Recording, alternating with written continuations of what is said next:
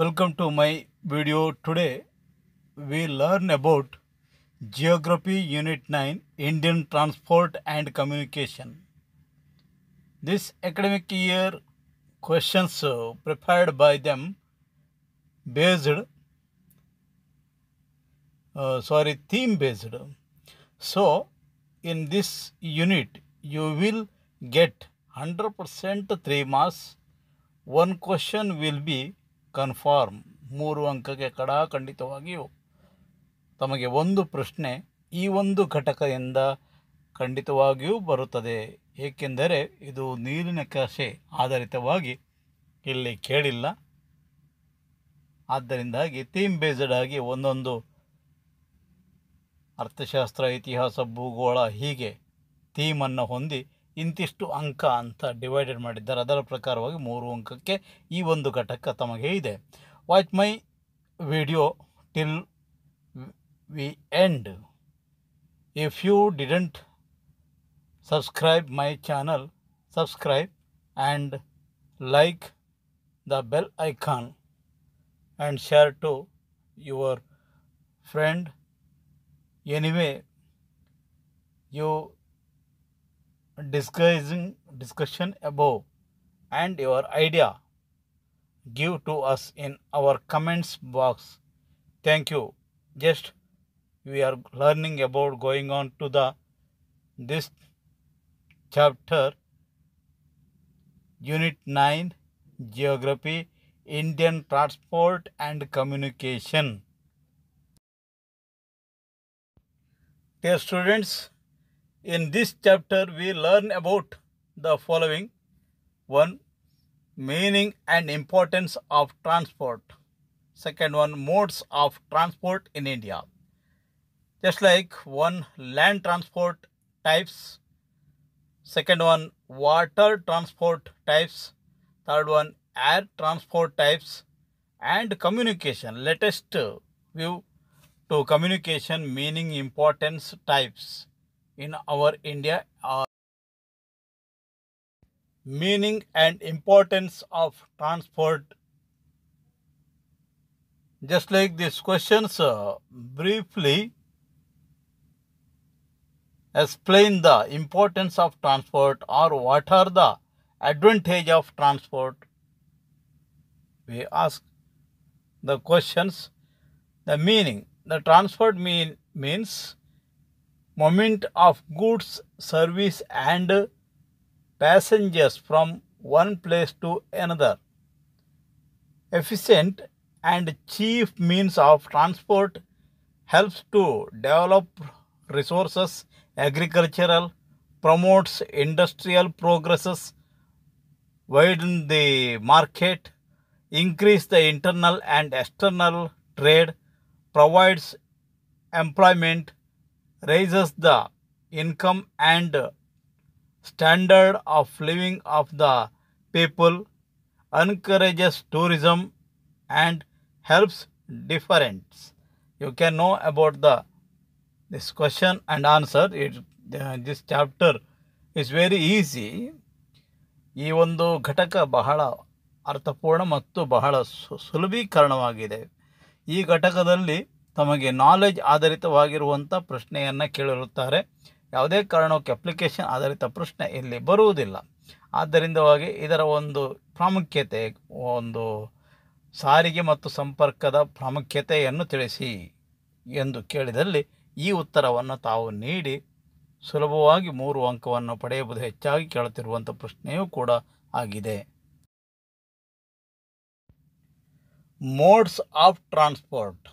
The following chart help us to know about the different means of transport in India. Just like a land transport, water transport, airway transport. Inland waterways. 1, national.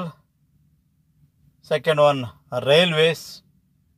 Third one, latest pipelines. Fourth one, ocean transport. Next one, road transport, international airways transport. These all are the modes of transport in our India. ಪ್ರೀತಿಯ ವಿದ್ಯಾರ್ಥಿ ಮಿತ್ರರೇ, ಸಾರಿಗೆ ಸಂಪರ್ಕದ ಪ್ರಾಮುಖ್ಯತೆ ಅಥವಾ explain the briefly the importance of transport ಎಂದು ಪ್ರಶ್ನಿಸಿದಲ್ಲಿ ತಾವು transport help us to develop resources agricultural, promotes industrial progresses, widen the market ವಿಸ್ತರಣೆ, ಮಾರುಕಟ್ಟೆ ವಿಸ್ತರಣೆ, increase internal and external trade, provides employment, raises the income and standards of living of the people, encourages tourism and helps defines. These all are the important of transport in India. Once again come to these questions. I know it that ಇದು ಇನ್ನೊಮ್ಮೆ ಬಂತೇನೋ. Explain the briefly the importance of transport in India ಎನ್ನುವಂಥ ಪ್ರಶ್ನೆ ಮಾಡಿದಲ್ಲಿ ಈ ರೀತಿ ಉತ್ತರವನ್ನು ನೀಡಿ. ಹೆಚ್ಚಾಗಿ ಕೇಳುತ್ತಿರುವಂಥ ಪ್ರಶ್ನೆಯೂ ಕೂಡ ಆಗಿದೆ. ಚೆನ್ನಾಗಿ ಅರ್ಥ ಮಾಡಿಕೊಳ್ಳಿ. ಬಹಳ ಸರಳೀಕರಣದಲ್ಲಿ 3 ಅಂಕವನ್ನು ಗಳಿಸುವಂಥ ಪ್ರಶ್ನೆಯಾಗಿದೆ. Explain the importance of road transport in India. ಭಾರತದಲ್ಲಿ ಸಾರಿಗೆ, ಅದರಲ್ಲಿಯೂ ರಸ್ತೆ ಸಾರಿಗೆ ಮಹತ್ವವನ್ನು ವಿವರಿಸಿ ಅಥವಾ ಮಹತ್ವ ಪಾತ್ರ ವಹಿಸುತ್ತದೆ ಏಕೆ ಎಂದು ಪ್ರಶ್ನಿಸಿದಲ್ಲಿ ತಾವು ಈ ರೀತಿಯಾಗಿ ಉತ್ತರವನ್ನು ನೀಡಿ. Roads can be constructed in forests and highly reasons. For example, ಗಡಿರೇಖಾ ರಸ್ತೆ. They connected remote place with towns and cities, provide door-to-door service. They are the feeders to railways, seaport and airports. They play a very important role in tourism, trade and commerce and industries. They create employment opportunities and are most useful for defense, especially in border area. ಗಡಿ ಪ್ರಾಧಿಕಾರ ರಸ್ತೆ, ಗಡಿ ರಸ್ತೆ. ಈ ರೀತಿಯಾಗಿ ರಸ್ತೆಯ ಪ್ರಾಮುಖ್ಯತೆಯನ್ನು ಕೇಳಿದಲ್ಲಿ ತಾವು ಹೀಗೆ ಉತ್ತರವನ್ನು ನೀಡಿ. ರಸ್ತೆ ಒಂದು, ನಾವು ಬಹಳ ಪ್ರಮುಖ ರಿಮೋಟ್ ಆಗಿರುವಂಥ ಹಳ್ಳಿಗೂ ಹೋಗ್ಬೋದು, ಇಲ್ಲವೇ ನಮ್ಮ ಗಡಿ ರಕ್ಷಣೆ ಪ್ರದೇಶದಲ್ಲಿ ಸೈನಿಕರಿಗೆ ಆಹಾರ ಸಾಮಗ್ರಿಗಳನ್ನ, ಇಲ್ಲವೇ ಸೈನಿಕರಿಗೆ ಶಸ್ತ್ರಾಸ್ತ್ರಗಳನ್ನ ಯಾವುದೋ ಕಾರಣ ಅವರನ್ನು ಬಿಡುವುದಕ್ಕಾಗಿ ಬಾರ್ಡರ್ ರೋಡ್ಸನ್ನು ಕೂಡ ಮಾಡಿಕೊಳ್ಳಲಿಕ್ಕೆ ಬಹಳ ಕಡಿಮೆ ದರದಲ್ಲಿ ಮಾಡಿಕೊಳ್ಳಲು ರೈಲ್ವೆಗೆ, ಏರ್ಪೋರ್ಟಿಗೆ, ಸೀಪೋರ್ಟಿಗೆ, ಇಲ್ಲವೇ ಉದ್ಯೋಗಕ್ಕಾಗಿ, ಟೂರಿಸಮ್ಗಾಗಿ ಈ ಒಂದು ವ್ಯವಸ್ಥೆ ಬಹಳ ಮುಖ್ಯವಾದದ್ದು. How are road classified on the basis of physical structure. ಅಂದರೆ ನಮ್ಮ ರಸ್ತೆಯನ್ನು ಭೌಗೋಳಿಕವಾಗಿ ಹೇಗೆ ವಿಭಜನೆ ಮಾಡಲಾಗಿದೆ, ಭೌಗೋಳಿಕವಾಗಿ ಹೇಗೆ ನಾವು ಅವುಗಳನ್ನು ವಿಸ್ತರಿಸಿಕೊಂಡಿದ್ದೇವೆ ಎಂದು ಪ್ರಶ್ನಿಸಿದಲ್ಲಿ ಈ ರೀತಿಯ ಉತ್ತರವನ್ನು ನೀಡಿ. The type of roads they are: 1. metalled roads which are constructed with cement, concrete or asphalt, and second one, unmelted roads which are common in rural areas. ಒಂದು ಸಿಮೆಂಟ್ ರಸ್ತೆ, 2 ಡಾಂಬರೀಕರಣ ರಸ್ತೆ. Second one, on the basis of construction and maintenance, roads are classified into 5 steps. They are, ನಾವು ರೋಡನ್ನು 5 ಮುಖ್ಯವಾಗಿ ವಿಭಾಗಗಳು ಮಾಡಲಾಗಿದೆ. 1, the golden quadrilateral and super highways. Second one, national highways. Third one, state highways. 4th one, district roads. 5th one, village roads. These questions almost every exams will come it. ಇದು ಪರೀಕ್ಷೆಗೆ ಹೆಚ್ಚಿನ ಪರೀಕ್ಷೆಯಲ್ಲಿ ಬಂದಿರುವಂಥ ಪ್ರಶ್ನೆಯಾಗಿರುತ್ತದೆ. ವಿದ್ಯಾರ್ಥಿ ಮಿತ್ರರೇ, ಚೆನ್ನಾಗಿ ಅಧ್ಯಯನ ಮಾಡಿಕೊಳ್ಳಿ. ಈ ಪಾಠ ಬಹಳ ಸರಳೀಕರಣವಾಗಿದೆ ಮತ್ತು ಅಷ್ಟೇ ಉಪಯುಕ್ತವಾಗಿರೋ ಪ್ರಶ್ನೆಯನ್ನು ಕೇಳುವಂಥ ಪಾಠವೂ ಕೂಡ ಹೌದು. Explain golden quadrilateral and super highway. ಇದು ಇತ್ತೀಚಿನ ಒಂದು ಪ್ರಶ್ನೆ. Golden quadrilateral or super highway ಎನ್ನುವಂಥ ರಸ್ತೆಯನ್ನು ಪ್ರಧಾನಮಂತ್ರಿಯವರು ಹೊಸದಾಗಿ ಈ ಒಂದು ಯೋಜನೆಯನ್ನು ನಮ್ಮ ರಾಷ್ಟ್ರದಲ್ಲಿ ಹಮ್ಮಿಕೊಳ್ಳಲಾಗಿದೆ. ಪ್ರಮುಖ ನಗರ ಮತ್ತು ನ್ಯಾಷನಲ್ ಹೈವೇಯಲ್ಲಿ ಈ ಒಂದು ರೋಡನ್ನು ಸ್ಥಾಪನೆ ಮಾಡಲಾಗಿದೆ. The golden quadrilateral is a project with 4 to 6 lane roads. 4 ರಿಂದ 6 ಪಥಗಳ ಒಂದು ರಸ್ತೆ. It was started in 1999. This highway network connect major cities as well as cultural and industrial centers of the country. It links Delhi to Jaipur, Jaipur to Ahmedabad, Ahmedabad to Surat, Surat to Mumbai, Mumbai to Pune, Pune to Bengaluru, Bengaluru to Chennai, Chennai to Visakhapatnam, Visakhapatnam to Bhubaneswara, Bhubaneswara to Kolkata, Kolkata to Ahmedabad, Ahmedabad to Kanpur, Kanpur to Delhi. The super highways are divided into 2 divisions. One is a north-south corridor which runs from Srinagar to Kanyakumari, and the second one, the east-west corridor which runs from Silchar in Assam to Porbandar in Gujarat. ಈ ಪ್ರಕಾರವಾಗಿ ರಾಷ್ಟ್ರೀಯ ಹೆದ್ದಾರಿಯನ್ನು ಒಂದು ಶ್ರೀನಗರ, ಜಮ್ಮು ಕಾಶ್ಮೀರ ಶ್ರೀನಗರದಿಂದ ಕನ್ಯಾಕುಮಾರಿವರೆಗೆ ಒಂದು ಹಾಕಿಕೊಳ್ಳುವಂಥ ವ್ಯವಸ್ಥೆಯನ್ನು ನಮ್ಮ ಕೇಂದ್ರ ಸರ್ಕಾರ ಹಮ್ಮಿಕೊಂಡಿದೆ. ಇನ್ನೊಂದು ಪಶ್ಚಿಮದಿಂದ ಪೂರ್ವಕ್ಕೆ, ಪೂರ್ವದಿಂದ ಪಶ್ಚಿಮಕ್ಕೆ, ಈ ಪ್ರಕಾರವಾಗಿ ಈಸ್ಟ್ ವೆಸ್ಟ್. ಇಲ್ಲಿಯೂ ಕೂಡ ಅಷ್ಟೇ ಇದು ಇನ್ನೊಂದು ರಸ್ತೆಯಾಗಿದೆ. How are Indian road classified? Explain briefly. ಈ ರೀತಿಯಾಗಿ ಕೇಳಬಹುದು. ಭಾರತದ ರಸ್ತೆ ವ್ಯವಸ್ಥೆಯನ್ನು ಹೇಗೆ ಕ್ಲಾಸಿಫೈಡ್ ವಿಸ್ತರಿಸಲಾಗಿದೆ, ತಾವು ವಿಸ್ತರಿಸಿ ಬರೆಯಿರಿ ಎಂದು ಕೇಳಿದಲ್ಲಿ ಹೀಗೆ ತಾವು ಪುನಃ ನೀಡಿ. 1. Golden quadrilateral and super highways. The constructions and maintenance of these roads is under the control of national highways authority of India. ಈ ಒಂದು ರಸ್ತೆಯನ್ನು ರಾಷ್ಟ್ರೀಯ ಹೆದ್ದಾರಿ ಪ್ರಾಧಿಕಾರ ಅನ್ನೋದಕ್ಕೆ ವಿಸ್ತರಿಸಲಾಗಿದೆ, ನಿರ್ಮಾಣ ಮತ್ತು ನಿರ್ವಹಣೆ. 2. Second one, the national highway. The central public works department CPWD looks after the construction and maintenance of this road. Third one, state highway.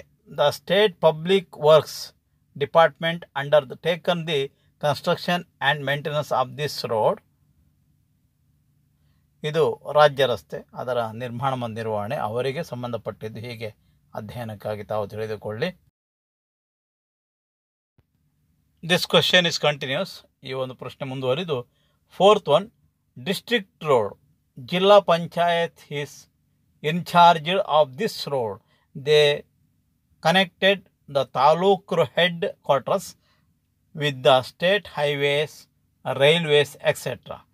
5th one, village road. ಗ್ರಾಮ panchayat road, railways contracted and maintenance to local Grama Panchayat. 6th one, border roads. They can tell you, Gadi Raste Pradhikara. The constructions and maintenance of this road comes to under Border Roads Development Authority. Gadi Rastegalu. ಇದು ಅವರಿಗೆ ಸಂಬಂಧಪಟ್ಟಿದ್ದು, ಪ್ರತ್ಯೇಕವಾಗಿ ಬಿಡಲಾಗಿದೆ. ಆದರೂ ತಮಗೆ 6 ಅಂಕಕ್ಕೆ ಕೇಳಿದಲ್ಲಿ ಈ ರೀತಿಯಾಗಿ ತಾವು ಉತ್ತರವನ್ನು ಬರೆದು, 3 ಅಂಕ ಕೇಳಿದಲ್ಲಿ ಈ ರೀತಿಯಾಗಿ 6 ಪಾಯಿಂಟ್ಸನ್ನು ಬರೆಯಿರಿ. 3 ಅಂಕವನ್ನು ತಾವು ಪಡೆದುಕೊಳ್ಳಬಹುದು. ವಿದ್ಯಾರ್ಥಿ ಮಿತ್ರರೇ, questions. What are the difference between railways and pipelines transport? Or What are the difference between the railways and post office or communications? Any one questions are there, you can give the answer about 3 marks. Just like railway transport, railways are the other important mode of land transport. They are very useful to carry heavy goods and large number of passengers over a long distance. They play a pivotal role in the development of agriculture, industrial and economic of India. They help to expand trade and tourism. It have a network about 7,031 station and a length of 64,015 kilometers. Pipelines, a latest transport. They are the new mode of transport, ಹೊಸ ರೀತಿಯ ಒಂದು ವ್ಯವಸ್ಥೆ, ಒಂದು ಸಾರಿಗೆ ವ್ಯವಸ್ಥೆ. Pipelines are laid under the earth surface. They are mostly used to transport crude oil from oil field to refreshments, natural gas and minerals. Sorry, the total length of pipelines in India is 35,676 kilometers. ಇದು ಹೊಸದಾಗಿ ನಿರ್ಮಾಣಗೊಂಡಿರುವಂಥದ್ದು. ಉದಾಹರಣೆಗೆ ಈಗ ಪೆಟ್ರೋಲಿಯಮನ್ನು, ಕಚ್ಚಾ ಪೆಟ್ರೋಲಿಯಮನ್ನು ಸಿದ್ಧವಸ್ತು ಸಿದ್ಧವಸ್ತು ಮಾಡುತ್ತಿರುವಂಥ ಕೈಗಾರಿಕಾ ಒಂದು petroleum ಕೈಗಾರಿಕಾ ಘಟಕಕ್ಕೋ ಅಥವಾ ಯಾವುದಾದ್ರೂ ಈ ಒಂದು ಕಚ್ಚಾ ವಸ್ತುಗಳನ್ನ ಮಡ್ಡಿ ರೂಪದಲ್ಲಿ ತಯಾರಿಕೆ ಮಾಡಿ ಅವುಗಳನ್ನ ಪೈಪ್ಗಳ ಮೂಲಕ ಆ ಒಂದು ಕಚ್ಚಾ ವಸ್ತು ಕೆಸರು ರೂಪದಲ್ಲಿ ಮಾಡಿ ಅವುಗಳನ್ನ ಪುನಃ ಕೈಗಾರಿಕಾ ಒಂದು ಸಿದ್ಧ ವಸ್ತುಗಳ ತಯಾರಿಕೆ ಮಾಡೋ ಘಟಕಕ್ಕೆ ರವಾನಿಸುವಂಥದ್ದು. ಇದು ಪೈಪ್ಲೈನ್ನ ಒಂದು ಒಮ್ಮೆ ಮಾಡಿದಲ್ಲಿ ಪರ್ಮನೆಂಟ್ ಆಗಿರುತ್ತದೆ. ಇದನ್ನು ನೀವು ಅರ್ಥ ಮಾಡಿಕೊಂಡು ಬರೆಯಿರಿ. List the major ports of India. Ports on the west coast, ports on the east coast. ಇವೆರಡನ್ನು ಅರ್ಥ ಮಾಡಿಕೊಳ್ಳಿ ವಿದ್ಯಾರ್ಥಿ ಮಿತ್ರರೇ. ಈ ಪಶ್ಚಿಮ ಘಟ್ಟದ ಒಂದು ಬಂದರು ಪ್ರದೇಶ, ಪೂರ್ವ ಘಟ್ಟದ ಬಂದರು ಪ್ರದೇಶ ಬಹಳ ಸರಳೀಕರಣದಲ್ಲಿ ಅಳೆಯಬಹುದು. ಪಶ್ಚಿಮ ಘಟ್ಟದಲ್ಲಿ ಆರಂಭಿಕವಾಗಿ ಬರುವಂಥದ್ದು ಗುಜರಾತ್ನ ಮೇಲ್ಭಾಗದಲ್ಲಿರುವಂಥದ್ದು ಕಚ್ಕಾರಿ ಅಂತೇಳಿ, ಅಲ್ಲಿಂದ ಆರಂಭಿಸಿಕೊಂಡು ಸುಮಾರು 6 ಹಾಗೂ ಪೂರ್ವ ಬಂದರಿನಲ್ಲಿ ಸುಮಾರು 7, ಕೊನೆಯದಾಗಿ ಪೋರ್ಟ್ ಬ್ಲೇರ್, ಅದು ಬಂದರು ಹೌದು, ವಿಮಾನ ನಿಲ್ದಾಣವೂ ಹೌದು. ಈ ರೀತಿಯಾಗಿ ತಾವು ನೀಡಿದಲ್ಲಿ ಉತ್ತರವನ್ನು 3 ಅಂಕಕ್ಕೆ ಕೇಳುತ್ತಾರೆ. ಪ್ರಶ್ನೆ ಉತ್ತರವೂ ಕೂಡ ಭಾಳ ಚೆನ್ನಾಗಿ ನೀವು ಅರ್ಥ ಮಾಡಿಕೊಂಡು ಬರೀಬೋದು. ಈಗ port on the west coast, Kandla. Second one Mumbai, Jawaharlal Nehru port. Next Marmagao. Next one New Mangalore. Last one west coast ಇಲ್ಲಿ Kochi. Next port on east coast, Thoothukudi, Chennai, Ennore, Visakhapatnam, Paradip, Haldia, Kolkata and Port Blair in Andaman Nicobar. ಈ ರೀತಿಯಾಗಿ ಒಟ್ಟು ಪ್ರಮುಖವಾಗಿ ನೀವು ಭಾರತ ನಕಾಶೆಯನ್ನು ನೆನಪಿಟ್ಟುಕೊಳ್ಳಿ. ಇಲ್ಲಿ ನಾನು ವಿಡಿಯೋದಲ್ಲಿ ತೋರಿಸಿದ್ದೇನೆ. ಉತ್ತರವನ್ನು ಆರಂಭದಲ್ಲಿ ತಾವು ಪಡಿಬೋದು. ಹೆಚ್ಚಾಗಿ ಕೇಳುವಂಥ ಪ್ರಶ್ನೆ ಕೂಡ ಆಗಿದೆ. The most important questions every time this question will be come to the examination. Name some of India's 8 international airport. ಸುಮಾರು 14 ಅಂತಾರಾಷ್ಟ್ರೀಯ ವಿಮಾನ ನಿಲ್ದಾಣಗಳನ್ನ ನಿಮ್ಮ ಪಠ್ಯವಸ್ತುದಲ್ಲಿ ಅಧ್ಯಯನ ಮಾಡಲಿಕ್ಕಿದೆ. 3 ಅಂಕಕ್ಕೆ ಕೇಳಿದಲ್ಲಿ 6 ತಾವು ಬರೆಯಿರಿ. 4 ಅಂಕಕ್ಕೆ ಎಲ್ಲಾದರೂ ಕೇಳಿದಲ್ಲಿ, ಈ ಹಿಂದೆ 4 ಅಂಕಕ್ಕೆ ರಾಜ್ಯ ಮಟ್ಟದಲ್ಲಿ ಪ್ರಿಪ್ರೇಟರಿ ಎಕ್ಸಾಮಿಗೆ ಒಮ್ಮೆ 4 ಅಂಕಕ್ಕೆ ಕೇಳಿರುವಂಥ ಪ್ರಶ್ನೆ. ಆದ್ದರಿಂದ 8 ಪಾಯಿಂಟ್ಸನ್ನು ಬರೆಯಬೇಕು. ಆದ್ದರಿಂದ ನನ್ನ ವಿಡಿಯೋದಲ್ಲಿ 4 ಅಂಕಕ್ಕೂ ಅನುಕೂಲ ಆಗುವ ರೀತಿಯಲ್ಲಿ ಕೇಳಿದಲ್ಲಿ ಈ ರೀತಿಯಾಗಿ ಬರೆಯಬಹುದು. ಇಲ್ಲಿ names of the India 8 international airport. 6 or 3 marks, 8 or 4 marks. Some important international airport. 1, Indira Gandhi International Airport, you know it, Delhi. Second one, Chhatrapati Shivaji International Airport in Mumbai. 3, Netaji Subhash Chandra Bose, already you going to Kolkata. Subhash Chandra Bose International Airport, Kolkata. Fourth one, Anna International Airport in Chennai. Fifth one, Kempegowda, Karnataka. Kempegowda International Airport in Bengaluru. Sixth one, Rajiv Gandhi International Airport, Hyderabad. Seventh one, Sri Guru Ramdas Ji International Airport, Amritsar. Eighth one, Lokapriya Gopinath Bardoi International Airport, Guwahati. Next one, Biju Patnaik International Airport, Bhubaneswara. You can know show. 10. Sardar Vallabhbhai Patel International Airport, Ahmedabad. 11. Veera Savarkar International Airport, Port Blair. 12. Dr. Baba Saheb Ambedkar International Airport, Nagpura. 13. Jharukhi International Airport, Shillong. 14th. Lal Bahadur Shastri International Airport, Varanasi. इदिಷ್ಟು अंतर्राष्ट्रीय 14 विमान। इस video में लोग class 10 geography major airports के map पर को देखने वाले हैं। तो ये बहुत ही आसान है, मुझे उम्मीद है कि Dear students, briefly explain the importance of communication. This is the latest questions you can understand. ಈ ಕಮ್ಯುನಿಕೇಷನ್ ಅನ್ನುವಂಥದ್ದು ಇವತ್ತು ಬಹಳ ಪ್ರಧಾನವಾಗಿರುವ ಒಂದು ಪ್ರಶ್ನೆ ಕೇಳಬಹುದು. It helps in quick transmissions and discriminations of ideas in information and messages from person to person and place to place. Second one, the communication helps in creating awareness among the people about government, police and programs of development. You know that. Third one, it enables us to know about natural hazards and disasters, whether for escaping, etc. It helps the progresses of trade, industry, agricultural, etc. And then one, it provide entertainment, day-to-day formation of the world, help to maintain unity and integrity of the country. ಇದು ಪ್ರಧಾನವಾಗಿ ಇವತ್ತು ನಮ್ಮ ಒಂದು ಮೀಡಿಯಾದ ಒಂದು ಮೂಲಕವಾಗಿ ನಮಗೆ ಸಿಗುತ್ತಿರುವಂಥ ಪ್ರಯೋಜನಗಳು. ಪ್ರಶ್ನಿಸಿದರೆ ಉತ್ತರವನ್ನು ತಾವು ನೀಡಿ. What is the difference between postal and telecommunication? Postal service.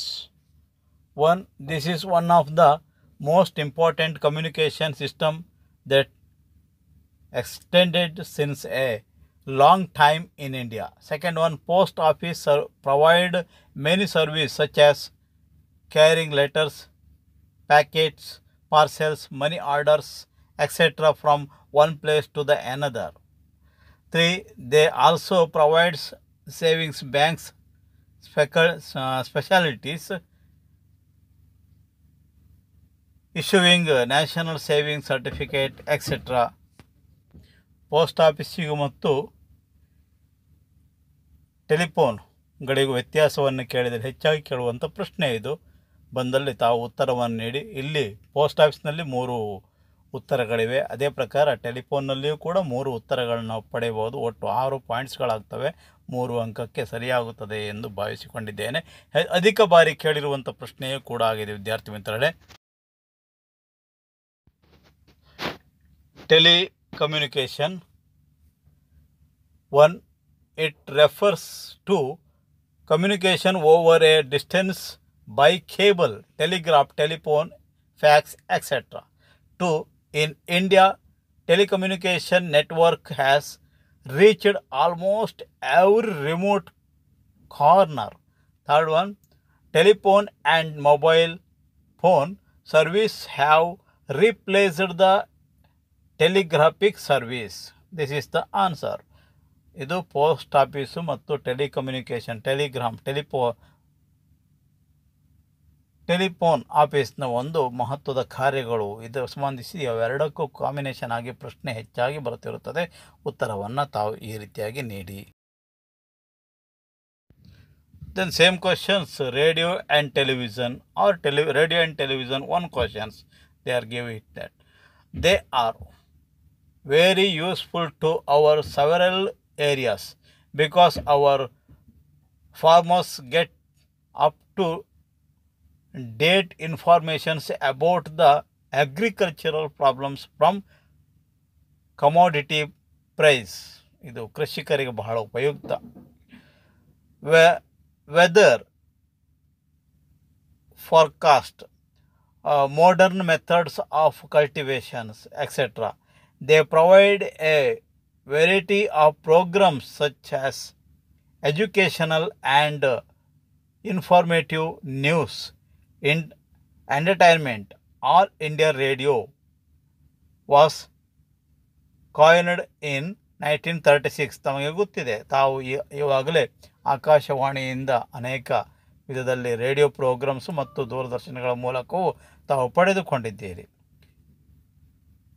ಅದೇ ರೀತಿಯಾಗಿ T V broadcasting was started under the name of Doordarshan DD at Delhi in 1959.